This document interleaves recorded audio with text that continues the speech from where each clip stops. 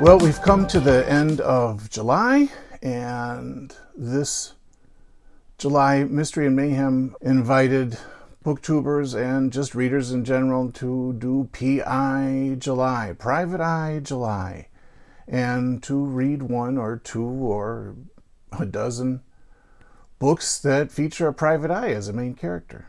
And I had a bunch of books on my to-be-read list, and many of them had private eyes, and so I thought, yeah, I'll do this. I actually read 6 mysteries during the month of July, but 3 of them did not involve a private investigator. They were sort of amateur detectives, so they don't count. Sorry, other books. We'll have to save you for private investigator disseminator.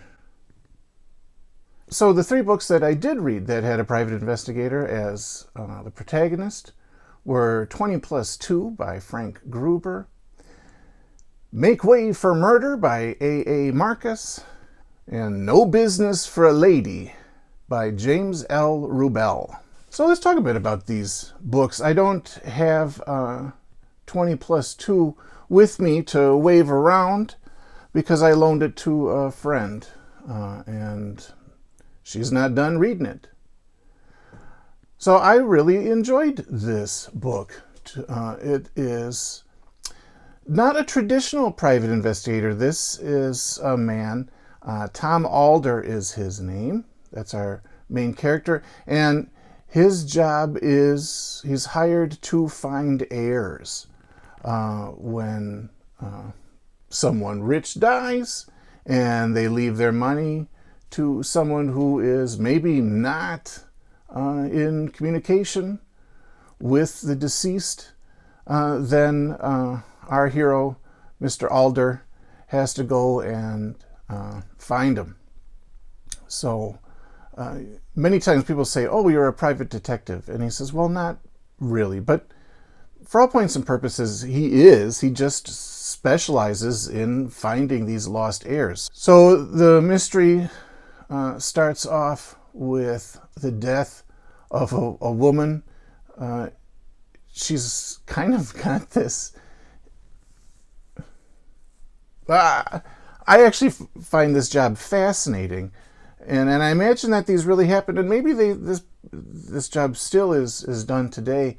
But she is sort of the correspondent for movie stars. So when you would write to a movie star, she's the one who would write the letter back and just give it to the movie star to sign, and there you go.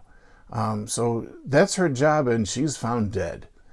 And her death, for some reason, triggers a memory in Tom Alder's mind, and for some reason, he feels like this woman's murder is somehow linked to the disappearance of a young lady 22 years before. So he decides that he is going to try and solve this unsolved disappearance. And the police tell him every trail is a dead end. I think she's dead. All the relatives and friends are like, I don't know what happened. But for some reason, Alder really is like, no, I'm going to crack this case. And the author, Frank Gruber, he doesn't really say why he is doing this. It's just like this hunch. And it all comes together in the end. And there's also sort of a romance in the story, and all these other characters. There's really a lot going on. Gruber really makes it work. This is my first time reading a Frank Gruber book. I know that he mostly wrote Westerns, and also for television. But I thought this one was really, it was intelligently done. It was believable. The ending maybe is cleans up a little too neatly, although there are some open-ended issues that need to be resolved after the book closes. But it was really good. I was engaged. I wanted to find out what happened to this missing girl, and wanted to find out why Tom Alder was so invested in this, and why there were all these people that seemed to keep showing up in Alder's life while he's doing this search that seems unrelated, but yet they all seem to know what he's doing and why he's doing it. So it was good. I liked it. I am actively seeking out more Frank Gruber to read, his westerns and his detective stuff. So I recommend that one, 20+2. The version I read was 1962 Mayflower edition. I believe Mayflower was the UK arm of Dell at the time. The second private investigator book that I read in the month of July was Make Way for Murder by A.A. Marcus. This was this was published in 1955 by Graphic. A.A. Marcus only did a handful of books. I went into it thinking that A.A. Marcus was a pseudonym, but as far as I can tell, I did a little research. I can't find anything that would support that theory, so I don't know where that came from. Must have just dreamt it up one day. Anyways, it's got a great cover by Barrier Phillips. Love that cover image. And this is a real traditional private eye kind of story. Our PI is named Peter Hunter, and he kind of gets mixed up. It's a lot like a Maltese Falcon kind of thing, where all these people are looking for this artifact, an archaeological artifact, a silver skull. It's actually platinum that is encrusted with jewels. And it is said that whoever has this item can be sort of the leader of a small Central American nation, or filthy rich, selling it to the person who wants to become leader of this small Central American nation. And so there are, 3 or 4 people that are all in pursuit of this item, and a lot of them think that Peter Hunter has it. He doesn't. He keeps getting in fights with people trying to stab him or beat him up, but they're not actually very successful. Peter Hunter is kind of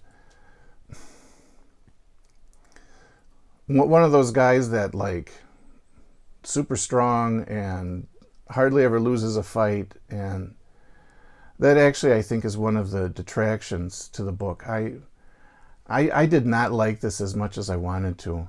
On the one hand, the characters were interesting, but the main character, Peter Hunter, he was just kind of this unstoppable force, too clever, and just the threat wasn't there. There wasn't this feeling of danger, when he gets tackled by a guy in a dark apartment. He's gonna make it. So, because he's won every other fight in the book so far.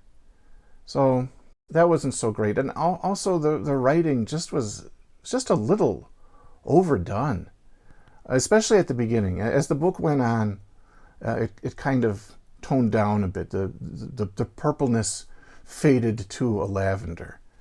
But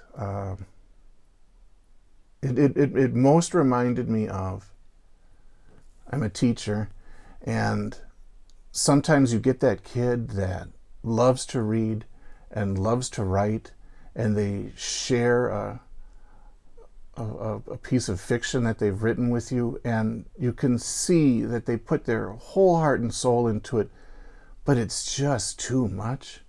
They just, too many adjectives, too many flowery words. they're trying to jam as much poetry into the prose as possible, and it just feels overwrought. And that's what this felt like. I'll give you just a taste here. Like a panther leashed to a stake, Peter Hunter prowled the perimeter of his office. The questing hands rubbed against each other as though a fabric was passing between them to be analyzed for flaws. His sharp face had corkscrewed into a puzzled grimace. I mean, the pieces there are okay, but I mean, the questing hands rubbed against each other as though a fabric was passing between them to be analyzed for flaws? Why didn't you just say he was rubbing his hands together, you know? Who? Questing hands? That are passing fabric between them to be analyzed for flaws? A. Marcus, no. There, that one wasn't my favorite. We'll put it that way. The last PI July book is No Business for a Lady by James L. Rubel. It was written in 1958 and published by Gold Medal. I like this one. I liked it. This has the distinction of having a female private investigator, which was unusual for the era in which it was written. I have to say that Rubel really made her feel like a real person. He maybe leaned a little bit too much on some female stereotypes. She seems very focused on what clothes she's wearing or the hats and perfumes. But, you know, I guess some people are like that. There are women in the world who are fashion conscious and are knowledgeable about different perfumes and eau de toilette. So I shouldn't say that, you know, it was leaning too heavy on stereotypes. And in the same way, too, she was also very unconventional. I think he did a good job of making her kind of round and interesting. I'm sad that there's not a sequel to this book, because I would have loved to have spent more time with this protagonist. Her name is Eli Donovan, and she is in the bank one day, and she sees a man that looks just like her dead husband. He leaves the bank, and she kind of is freaking out. She thinks that this guy died during World War II, died in the Pacific. So she actually goes to the bank teller and says, "Who was that guy?" And the bank teller says, "Oh, it's so-and-so, Mr. Farquhar." Well, Farquhar was not the name of her dead husband, and so she's absolutely bewildered. "Well, can you tell me anything about him?" And the bank teller's like, "You don't know the Farquhar family? Mrs. Farquhar is the heir to this toothpaste dynasty and one of the richest women in the United States." So she actually goes to the toothpaste headquarters in town and meets Mrs. Farquhar, and she says, "Oh, you're a private detective?" This is before even Eli Donovan can say anything about, like, "I want to know about your husband," or anything. She just shows up, says, "I'm a private detective, and I have a question for you." And the woman's like, "You're a private detective? Before you even ask me your question, I have a job for you. I think my husband is cheating on me, and I want you to find out if he truly loves me or not."